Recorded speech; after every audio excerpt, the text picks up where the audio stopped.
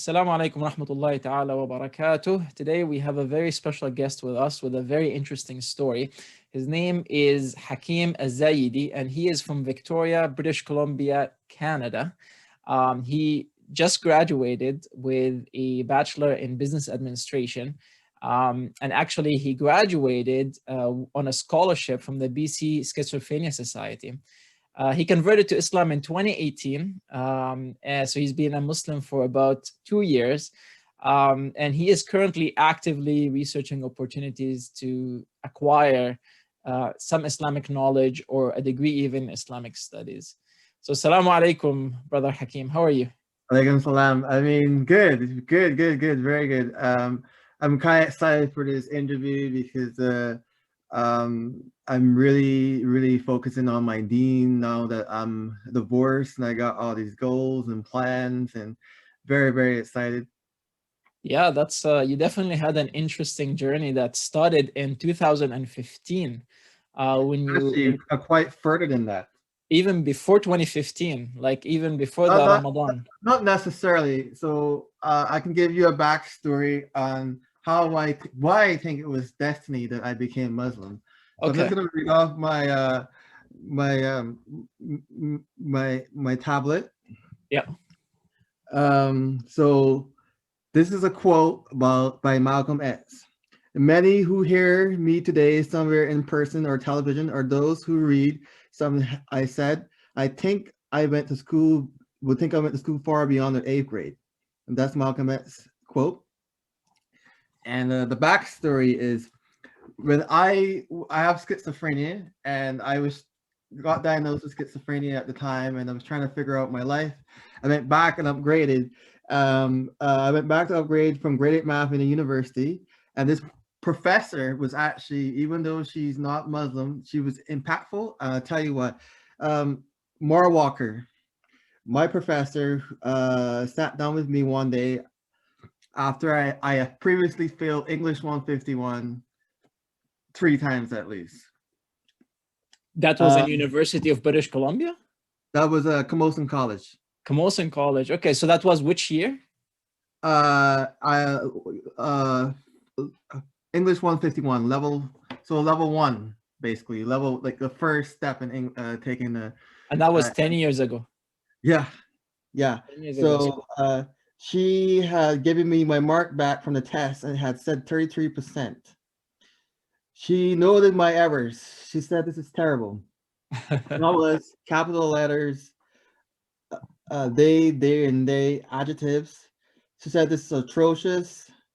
And I said, "Oh my God, I'm going to fail again." And she sat with me for, she proceeded to then tell me the story of Malcom X, how he couldn't read and write, and how he was Muslim, and how he was world. I've heard of Malcom X before, but the way she described him, I didn't know he couldn't read and write. So this was like, wow to me. And she went on to say she helped me improve my introduction, my topic sentence, my main flow, my sub-ideas, conclusion. She was extremely frustrated with my abysmal handwriting. Still to this day, I still have that abysmal handwriting, but I still have the knowledge. I believe that this stepping stone in my journey was destiny that I became Muslim. Like back then, I had no idea that I would become Muslim. So the story of Malcom X and how he was able to go from not being able to read or write fluently to actually being able to acquire these skills, that ended up contributing to you becoming a Muslim. Yes. How so? Because I read it. I have his book right here with me. His autobiography, and he talks about how Islam changed his life and why Islam is important, and why as a human being, like the teachings of the Prophet Muhammad, it's just phenomenal. Like, but then okay, so that's cool. So you were able to start reading and writing, and then you got his book. You read about Malcolm, and in 2015 you had it was the Ramadan, right? You went this to was in 2015. It was Ramadan. I had a friend. He was my best friend at the time, and he was very strict about everything. He would get up at like 3 a.m. in the morning because the Fajr was at that time. And as a non-Muslim at that time, I made a mistake. I stepped on his mat, and I was like, oh my goodness. And then he said that please don't do that, you know. And I saw how his life changed at the time. Like, he got scholarship. He was a good person. He did a lot of good things. He didn't drink. He didn't smoke. And all evening he would study the Quran, and he showed me it, and I was like, wow, this is amazing. Um, and he was in college at the time. But when I went to Ramadan, I went as a non-Muslim to because he was a convert, to support my friend, because he wanted me to see what it's like Ramadan and after like fasting all day. And when I got there, I wasn't necessarily interested in the food. I was just necessarily interested in, you know, mingling and, you know, greeting and meeting other people. Yep. And I was welcomed with open arms. Everyone was very nice, polite, and Was that at a it mosque? was at the mosque here in Victoria. Oh, here, the Masjid al-Iman. Yeah, yeah. Oh, okay. And that was in 2015. Yes, yes. 2015. And then from there, I mean, you came for a social activity. And then what happened after that? Well, my friend was trying to get, he was encouraging me to study Islam. And I would read the Quran a little bit, but I would read the English version. And I got frustrated because languages are not my strength. And he languages was his strength, 'cause he was going to do an English major and languages major or whatever. And for me, it was a struggle because I had my schizophrenia symptoms were still bad, weren't as bad at that time, but they were still mild. So it was even more challenging. So I eventually stopped for a bit and then continued studying. And then yeah, unfortunately, he left Islam, and Allah subhanahu wa ta'ala shows he knows best, because as soon as my friend left Islam, he became the most horrendous person on earth, and homeless for 5 years straight, drug addict, and drinking and smoking. It was just like, wow. Um, yeah, because my ex-wife was Muslim. A lot of people assume that was why I had pursued Islam. But you were But not married then. Like, you were not married in 2015. You met your wife in 2018? no, I met my wife. We were best friends for, I think, 5 years before we were together. So I met her 2010 Yeah. or 2012 or something like that. So we were just best friends. But um, I believe that I always wanted to be Muslim. It's just that my friends and family assumed since I had gotten divorced that I would have left Islam. They tried to refer to me as Renee. The entire time I was with my wife, ex-wife, it was tremendously hard on me because they eyed my relationship. To be honest, a lot of my friends, my family, they were all happy and jumping like in celebration, and they thought that I would leave Islam, but I didn't. Only my dad and my closest best friend knows that I truly wanted to be Muslim. So it was quite an interesting event, I guess, to be divorced and everyone celebrating that I was divorced, because she was Oh Muslim, boy. That and they must have thought been hard. that that's why I converted. But no, I converted because I was inspired by Malcom X, and I always wanted to be Muslim. I just didn't know how. And it was just like so challenging to be Muslim, especially coming from a Christian family. Like like my family back in Barbados was 120% Christian, very strict. So and the rules kind of got thrown out the window when it came to Canada as a young man, as a teenager. So my best friend Shane and his brother David, they really didn't like that I was Muslim. Like, What do you mean the rules got thrown out of the window when you arrived to Canada? oh well, my dad wasn't as strict. My dad let me do whatever I wanted. Oh, when you But came to Canada. yeah, but in Barbados, my grandmama was like, no, you can't do this. No, you can't do that. Ah, okay. So your family, when they knew that you were looking into Islam, what did they, what was challenging to them? I think a lot of people are very ignorant when it comes to Islam, not just close family members.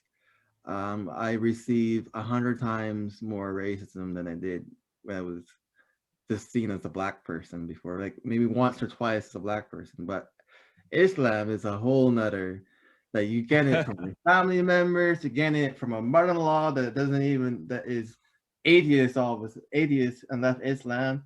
And then you're getting it from co-workers, school, like everywhere. I'm just getting bombarded by all these people that hate Islam, strangers and family members. So it's just like a lot of like it. I guess Allah just says, you know, you gotta go through this test, I guess, as a Muslim, because you know, like sometimes I just kind of I say something else to protect myself in certain situations. I don't disclose that I'm Muslim.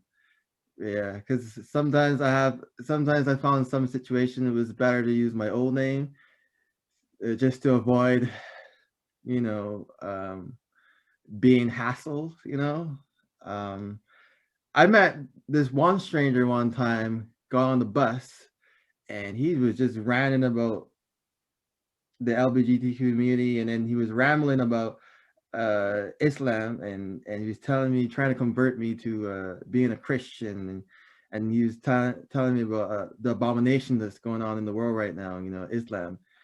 And it was a very awkward moment for me. I was at the school bus stop, minding my own business, on my way back home from university, and here's this man ranting about a religion I just converted to me randomly, without even knowing that I'm Muslim. Like he just assumed that I was on his side. I don't know. Like I couldn't even distance myself on the bus. I was just like not shaken, but I was just like, if I say something, he's probably gonna either try and get me some kind of trouble or like hassle me on the bus. So I'm just gonna play along. Yeah. I'm glad you can laugh about this. I think all of us, like as Muslims, we have had those encounters that we basically laugh at. Although it's serious, right? Like it's when you're faced with such direct comments. Just out of curiosity, how did you handle that? Um, I don't know if I handled it well, but I felt uneasy. Like I felt like standing up for myself, but at the same time, I didn't want any trouble Yep. because I had an assignment to do when I got home, Yep. and I really didn't want to engage you know, I just kind of let it go. Yeah. Yeah. You know, when you converted to Islam in 2018, you said that your father-in-law or your ex-father-in-law was involved in helping you learn about Yes, Islam, right? And now yes, you mentioned that your mother-in-law was an ex-Muslim who's an atheist, and then your wife or your ex-wife was helping you learn a lot of the rituals. How did you work in in this dynamic? well, avoid mother-in-law at all costs. Only talk to her when necessary. I talked to my father-in-law, ex-father-in-law, a lot. Um, he was very kind and whatnot to me. They bought me most of my Islamic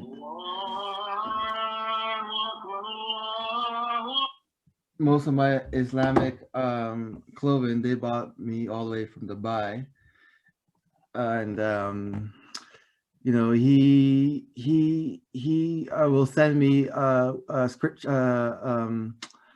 shuras, and he will send me duas to make when we had trouble.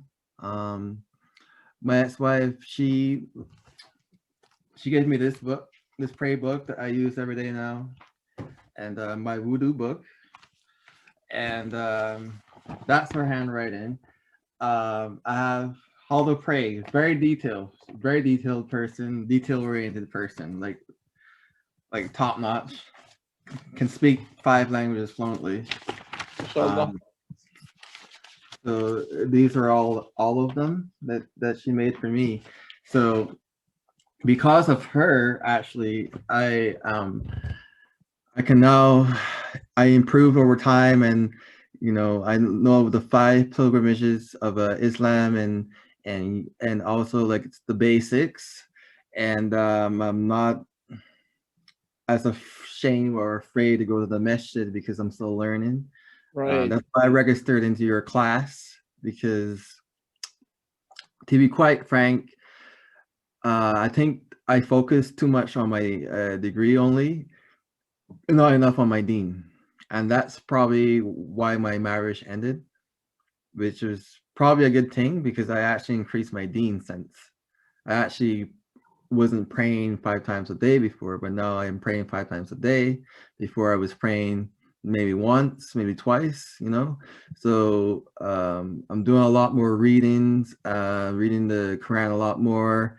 I really want to go to Islamic school, but there's none on the island or near close by. So gotta reach out to some people, and people think that I'm not actually serious about it, but I actually want to learn more, because I find that each time I pray, my level of happiness increases, and satisfaction. You know, because I said alhamdulillah, you know, for everything. The divorce was a blessing. I started a business, and focusing more on my deen, connecting with more brothers and sisters, and finally going to the masjid. Before I had because I have schizophrenia, and I know languages aren't my forte or strength. It's actually my biggest weakness. Mm-hmm. I had a psychological assessment that even noted that languages is my biggest weakness. So I went to the masjid, and before I would try to go to the masjid, and I get scared because I don't want to go there. Someone say Assalamu alaikum or something like that, and I don't know how to respond, or even though I know what it means or how to say it, it's just a nervousness and uneasiness for me, because I'm new to Islam, and alhamdulillah, I went, because like when I went, the sheikh, brother Ismail, he was very welcoming, very understanding, very encouraging, and a lot of brothers and sisters brothers there, and they really helped me a lot to be comfortable and not be ashamed of not being able to communicate sometimes, because Yeah. that is a problem for me, even So though I know how to. so you chose to change your name to Hakeem Al-Zayyidi, right? Mhm. But why so? Why Hakeem Al-Zayyidi? Where did you get that name from? My ex-wife gave me that name. My ex-wife and my father-in-law and my mother-in-law. Really? Yeah, they gave me that name. Okay, okay. They gave me the name Prince Hakeem Al-Zayyidi. Oh yeah. Well, it's a beautiful name. Hakim comes from the word hikmah, which is wisdom. Yeah, it means wise in Islam. Yep. And in Arabic. We also, even though my brother passed away, we give my brother a name also. His name is Kareem. Kareem. Kareem Al-Zayyidi. Yep. Noble, honorable, and kind. Yeah. And your brother was here living here in Victoria as well? No, we lived in Shishout, a small town called Shishout before Victoria, and I was very redneckish town to me, in my opinion. But he lived there while I went to college here. He was my identical twin, so it's extremely hard. And Hmm. I make photos and memories of him playing basketball with me all the time. And I know of two Muslim players in the or former NBA players in the that were Muslim, Hakeem and Kareem. So Hakeem was on the Houston Rockets and Kareem was on the Lakers, and they're Hall Oh. of Fame players. So when because we love basketball, me and my brother, so I just think of Hakeem and Kareem, you know, NBA players, super cool. That's beautiful. That's beautiful. Yeah. And was this something that happened, like his passing away, after you accepted Islam? Before I accepted Islam. Before you accepted Islam? Yeah, yeah, yeah, yeah. Yeah, it's definitely it's a moving story. And now you're one of the things you do is you said you're a motivational speaker, right? Hmm. I'm just starting. I have my friend that my friend, coach, and mentor. Well, he was my tutor when I went to university, and he said I was the most interesting person he had ever met. And I was like, and he has 30 years plus of experience, Yeah. and he has lots of connections to prominent leaders. For example, his one of his close friends is the BC Premier, Yeah. and he had a lot of industry leaders and whatnot. But my focus and the rationale behind starting this business is to help other people with mental illness. Especially a lot of people get through this pandemic and remain positive and remain sustainable and withstand negativity. And the rationale behind wanting to go to Islamic school is because I want Islam to be my guiding principles and values, and I don't want to give misinformation.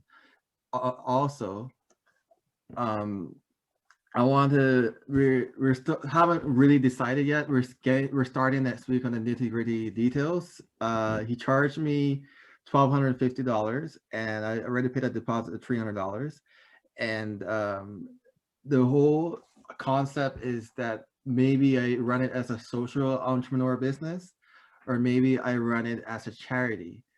And a social entrepreneur business is a business that um, raise revenue and profit, and the profit, instead of going all to me, I make lots of money. Like, like all the money goes to me. Instead, the money goes right back into the program, and not just into the program, and possibly other programs, or the community, helping others out in need, or helping others that don't have much, the underprivileged.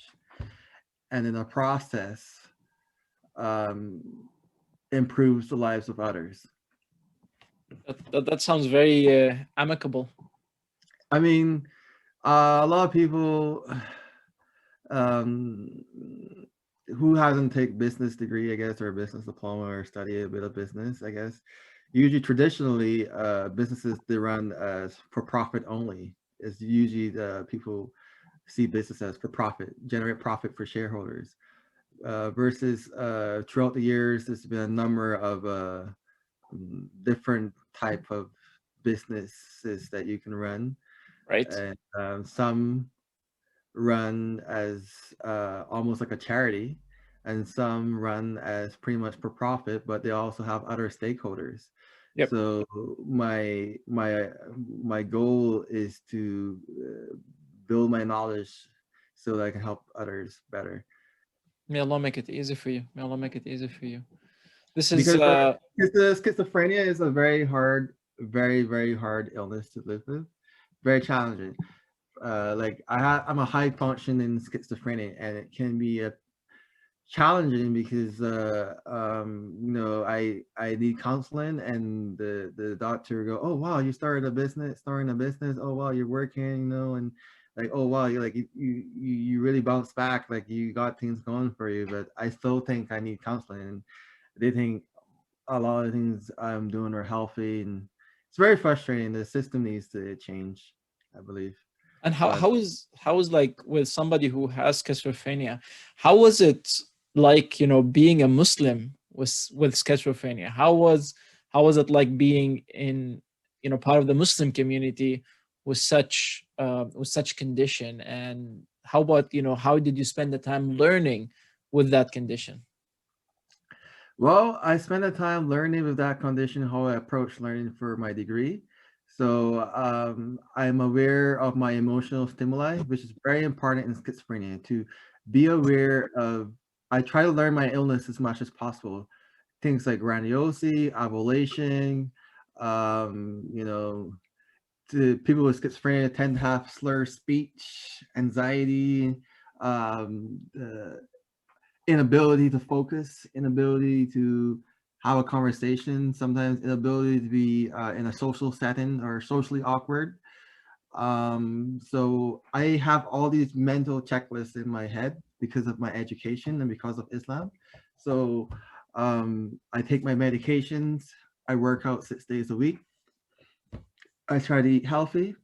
I pray 5 times a day.